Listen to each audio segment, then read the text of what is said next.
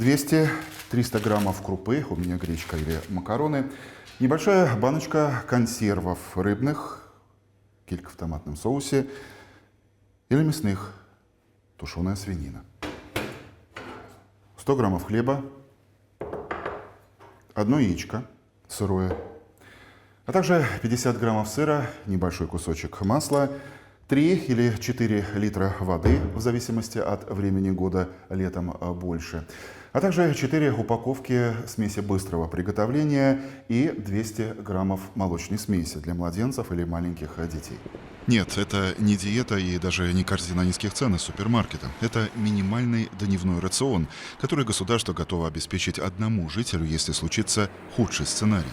От угрозы государственного масштаба извне до локального кризиса, например, сильного наводнения или крупной техногенной аварии, когда магазины не работают, а привычный ритм жизни останавливается. Но получат такие пакеты не все. В утвержденных правилах говорится о 2% населения. Tāpēc, ka mums pirmām kārtām ir tās pirmās nepieciešamības, tām 90 dienām. Tās ir skolas, tie ir pansionāti, tās ir visas citas iestādes, kam tas ir primāri uzreiz jānodrošina. Šobrīd tie ir 9 miljoni pieejamais finansējums, tad valstī būtu jānodrošina droši vien ka lielāks finansējums, lai mēs varētu aptvert lielāku iedzīvotāju skaitu.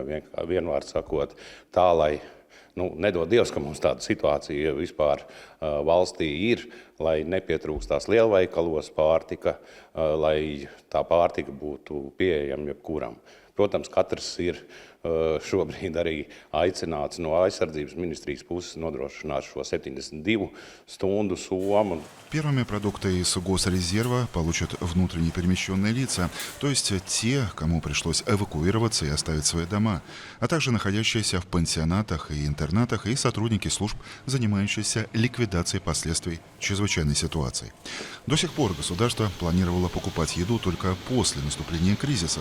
Теперь продовольствие будет резервироваться заранее и становиться собственностью государства. Hраниться оно будет на складах крупнейших производителей, и они к этому уже готовы сейчас. Šeit gan pamatā uzsvars tiek likts uz sausajiem piena produktiem, pamatā tas būtu piena pulveris.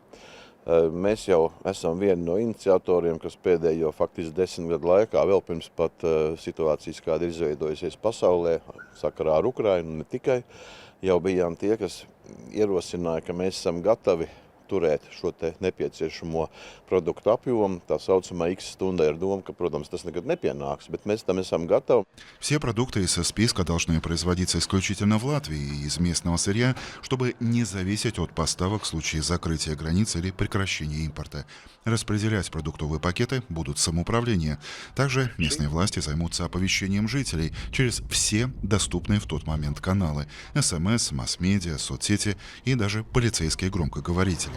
Мэр города Резекна Jānis Tūtins говорит, что узнал о новой обязанности для самоуправления из новостей на порталах, но обещает, все выполним. Потому что, естественно, кроме самоуправления, никто больше не знает своих жителей так хорошо, как это знает самоуправление. И желательно, если такую функцию возлагает Кабинет министров на самоуправление, естественно, она должна сопутствоваться и какими-то денежными средствами. Это необходимо и хранение, и помещение, и в должной мере содержаться это помещение, откуда что-то можно будет взять, какие-то пакеты, именно продуктовые пакеты для жителей.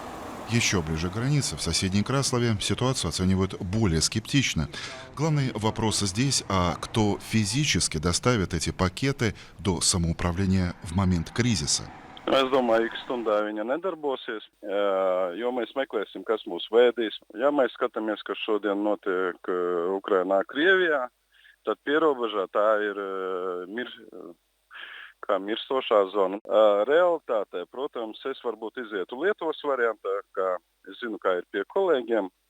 Viņiem ir noteikti katastrofu, teiksim, stāvokļi, un kad pašvaldība var rīkoties līdzekļiem atbilstoši ārkārtas situācijai, ko viņiem vajag uz to momentu.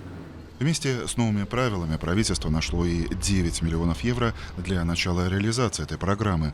Но заработает она не в этом месяце и даже не к концу года. Установленный срок начала 2028. Хотя в Кабмине обещают, что все произойдет раньше. Андрей Хуторов, Раинис Бровалась, ЛСМ.